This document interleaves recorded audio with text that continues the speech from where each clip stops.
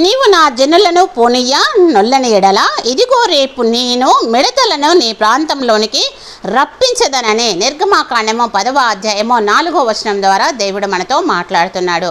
ఇజ్రాయేలు ప్రజలను కానాను తీసుకొని రావడం కోసము ఇక్కడ 10 తెగుళ్లలో ఒకటైనటువంటిది ఇది. 10 తెగుళ్లలో ఒక తెగులైనటువంటిది. ఫరోయోతో ఇక్కడ మోషే మాట్లాడుతున్నటువంటి మాటలు, నీవు నా జనులను పోనీయ నొల్లని ఎడల ఇదిగో రేపు నేను మిడతలను నీ ప్రాంతంలోనికి రప్పించేదనని. దేవుని యొక్క మాటలను, దేవుని యొక్క ఆజ్ఞకు, మిడతల వలె దేవుని యొక్క ఆజ్ఞకు మనము లోబడి ఉండాలి. మిడతలు దేవుని యొక్క ఆజ్ఞకు లోబడినట్టుగా మనము చూస్తున్నాము. ఆ యొక్క ఐగుప్తు దేశంలోకి మిడతలు వచ్చినట్టుగా మనము చూస్తున్నాము. మిడతలు దేవుని యొక్క ఆజ్ఞకు లోబడి ఉన్నవి.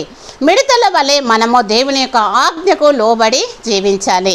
అదేవిధంగా కీర్తనలో 147వ వచనము 147వ అధ్యాయము 9వ వచనం చూసినట్లయితే, పశువులకును అరుచుచుండు పిల్ల కాకులకును ఆయన ఆహారం ఇచ్చుచున్నాడు అని వాక్యము సెలవిస్తుంది. పశువులకు అదేవిధంగా అరుచుచుండు పిల్ల కాకులకు ఆయన ఆహారం ఇచ్చుచున్నాడని.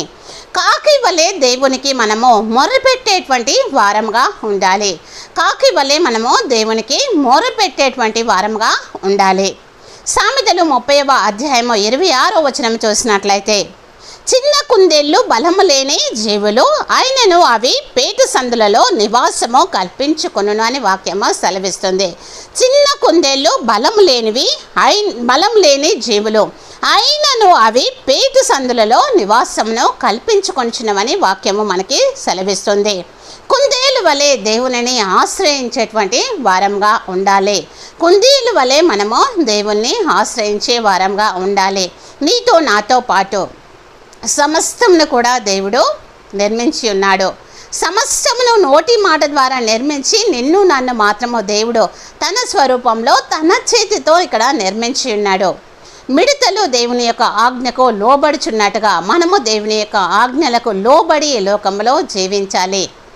కాకులు ఏ విధంగా అయితే దేవునికి మొరపెడుతున్నాయో మనం కూడా దేవునికి ఆ విధంగా మొరపెట్టాలి. కుందేలు ఏ విధంగా అయితే దేవునిని ఆశ్రయిస్తుందో ఆ విధంగా మనము దేవుణ్ణి ఆశ్రయించి ఈ లోకంలో జీవించాలి. ఆ విధంగా జీవించుటకు దేవుడు మనకు సహాయము చేయును గాక. వాక్యము వినటము కాదు, కానీ వాక్యానుసారంగా జీవించడానికి మనము ఇష్టపడాలి. ఆ విధంగా జీవించుటకు ఇష్టపడదాము. మనల్ని మనము సరిచేసుకొని సరిదిద్దుకొని ప్రభు సన్నిధానంలో ఇక్కడ కుందేలు వలె ఉందముగాక. ఆమేన్.